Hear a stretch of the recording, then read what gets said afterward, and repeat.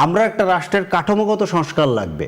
আপনি যদি আপনারা মাত্র 6টা আসন নিয়ে রাষ্ট্রের কাঠামো নিয়ে তো চিন্তিত, মানে আপনারা কি আমাদের দলের 60 লক্ষ মানুষ আসামি হলাম, আপনার 5ই আগস্টের আগে আপনার পার্সোনাল ভূমিকা কি ছিল? আপনি তো একটা বৃহৎ রাজনৈতিক সংগঠন, বর্তমানে আলোচিত সংগঠনের একজন যুগ্ম সদস্য সচিব।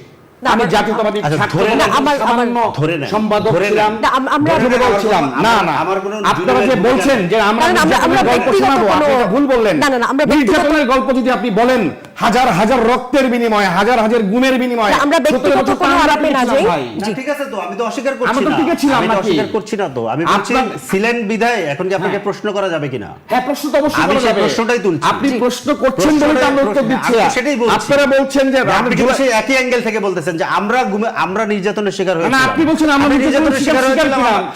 এটা নিয়ে কিন্তু আমি প্রশ্ন তুলছি না, তো আমি বলছি যে আপনি নির্যাতনের শিকার হয়েছেন। আমরা তো জুলাইকে কখনো আমাদের আছেন বিধায় আপনাকে প্রশ্ন করা যাবে না। জুলাইকে আমাদের পকেটে রাখতে চাই নাই, কখনো আমরা পকেটে রাখতে চাচ্ছি না, তো আমরা পকেটের কথা বলছি না। আপনারা 6টা সিট পেলেন, তাও জামাতের মতো কয়টা সিট? 6টা সিট পেলেন জামাতের সাথে, যে আপনাদের ধরেন না যদি আপনাদের এই গণভোটের উপর জনগণের এই আস্থা থাকতো, তাহলে তো আপনারা 2/3 সিট আমরা পেতাম না। না 2/3 আপনি এটা কেন মিলাচ্ছেন? 2/3 ডেফিনেটলি মিলাবো ভাই, 2/3 সিট দিয়ে আপনি সরকার পরিচালনা, সরকারি ব্যবস্থাপনায় বললেন যে হ্যাঁ ভোট দিতে হবে, সমস্ত জায়গায় নিউজ আছে। না আপনি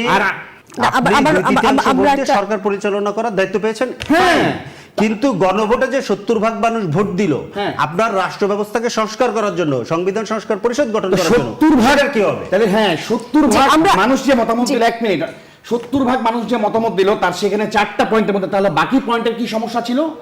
এবং অধ্যাদেশ 1973 সালের পর থেকে তো ভয়েড এব ইনিশিও রাষ্ট্রপতি তো কোনো আইন অধ্যাদেশ জারি করতে পারে না, তো এটা প্রহিবিটেড। অধ্যাদেশ না, ওটা আদেশ আর কি। হ্যাঁ, তো আদেশ তো পারে না। যে আমরা একটা বিরতি নিয়ে আসি, 3.5টা মেনে নিয়েছি, এটা আমরা প্রশ্ন তুলেছি, কিন্তু এটা নিয়ে কিন্তু ধরেন আমরা উত্তরটা নিব, আমাদের একটা বিরতি নিতে হবে। আপনারা চেয়েছেন তো, জনগণ ভোট দিয়েছে, অবশ্যই আমরা ভোট চেয়েছি, জনগণ ভোট দিয়েছে, এবং আমরা আমাদের এখন এই গণভোটের কি হবে এই প্রশ্নটা আমরা একটা বিরতি নিয়ে আসি, আলোচনা আছে, আমরা সেটা নিয়ে আলোচনা করব। আমরা একটা বিরতি নিয়ে আসি, আলোচনাটাই তো আমরা বলছি, আলোচনা সংবিধান সংস্কার পরিষদে আলোচনা করেন।